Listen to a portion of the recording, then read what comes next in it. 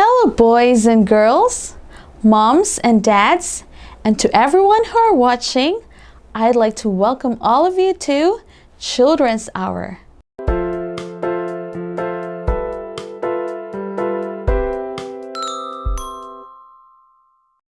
How are you today? I hope you are happy and excited again to listen to our story. Our story for today is taken from the book Children Around the World and is entitled The Last Cucumber. Who among you loves to eat cucumbers? To those who loves eating them, good job, because it is very healthy and nutritious. To those who haven't tried it yet, I hope you will try it and will eat it more often. Now our story is about a child named Satoo. Satoo took the big cucumber from his father's hand and carried it to Mother. "It is a nice one," he said as he watched her cut it. She wrapped half of it in a piece of cloth and then she divided the other half between Satoo and his little sister Lita. Satoo sat down by Mother and began to eat. He hadn't eaten anything yesterday or this morning, and now it was already afternoon. He was really hungry, so he ate fast. Lita sat and looked at her piece for quite a while. Then she began to suck and chew it. Satoo finished his. "Where's the rest of the cucumber?" he asked. "I have put it away," Mother told him, "and I am saving it for tomorrow." "Will you and Daddy eat some?" Satoo wanted to know. "No, Satoo," she said as she drew him onto her lap. "Daddy and I are big people. We can get along without food better than you can."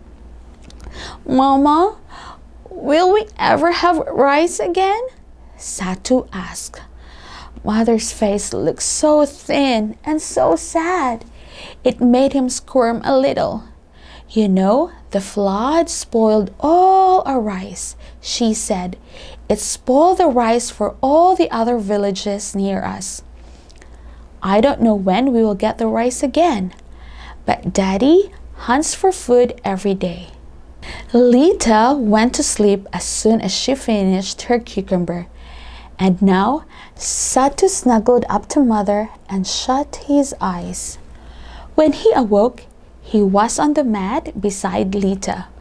"Oh, Mother," he said as he jumped up and ran to her. "There is rice in our bin. I saw Father dump 3 in bags." "No, Satoo," Mother said. "You dreamed that you saw the rice. When people are hungry, they often dream about food." Satoo began to cry. Sobs shook his thin little body, and even though Mother held him close, he trembled all over. Then he saw that Mother was crying too. Satoo went and looked at the door. A few people moved about the village. They walked slowly and their hands were empty. They carried no baskets of eggs or vegetables, no bags of rice. The chickens had been killed and eaten long ago. Satoo had seen inside the houses. No one had food, and some of the little children lay on their mats and slept all the time. They looked like spiders with their thin arms and legs and swollen stomachs. At sundown, Father came home again. "I couldn't find a thing," he said. "Hundreds of hands have combed every field. I was lucky this afternoon. That cucumber was growing between 2 big logs, so no one had found it before." "Satoo and Lita have eaten half of it," Mother said. "I will give them the rest tomorrow." "What will we do then?" Father sighed. Finally, he spoke again. "The flood was so big, it covered all our garden land. It is perhaps hundreds of miles to a village where there is rice. We're too weak to walk that far." Then it was quiet in the room. Satoo could hear Lita's quick breathing. Her stomach was beginning to swell. Satoo felt something wild and scary up his throat. A dark and terrible thing was in this room where he had always felt safe and happy. He began to cry again, and although he wanted to cry, he could make only a small, low sound. Father gathered him into his arms, and Satoo slept. Then, all at once, it was morning. Mother divided the other half of the cucumber between the two children. Lita held hers and looked at it. But Satoo ate his in a hurry. He looked at his empty hand and licked the cucumber juice from his fingers like this.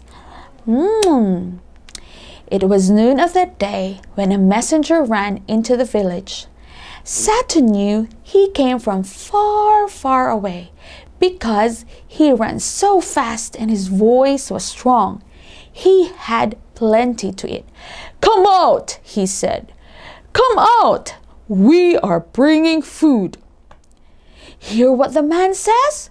Father slowly went to his feet and went outside. Mother and Satoo followed. Satoo saw donkeys with big packs on their backs. Men were unloading food from the bags and packages they carried. There were rice, beans, barley, salt, and oil in bottles. "First of all," one of the men said, "we will give you enough rice to make gruel for everyone in your house. Make it thin and eat it slowly, or you might get sick."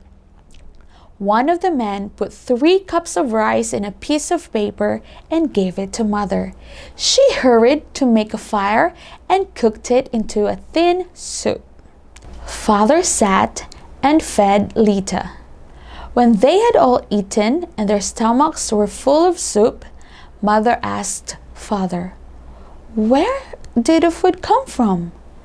"There are some people over in a great country called America. Those people heard about the floods and the hunger in our villages," he said. "But why would they send food so far?" asked Mother. "They worship the God who made all things. These people are loving and pitying people. Their God is like that, they say. He is a loving and pitying God. So they took from their own supplies and sent the money to buy the food for us. There is enough to keep us alive until the next harvest," Father told her. Satoo felt warm and happy and drowsy, but the thought kept running through his mind. "I would like to worship that God, that pitying and loving God." Then he lay down beside Lita and went to sleep. Philippians 4:13 says, "And my God shall supply all your need according to his riches in glory by Christ Jesus." It means that the Lord will never let his children go hungry because he will provide all your needs if we only believe and have faith in him. So do not worry, children, when you are facing problems and hardships or scarcity. Just come to Jesus and he will listen to you and he will surely provide your needs. His love for you is very big. It is eternal and cannot be measured. May we always remain closer to Jesus because it is only him who can satisfy our needs and he will never let you down. Thank you so much for listening, and I hope you enjoyed our story and lesson today. See you all again for our next story. Bye-bye.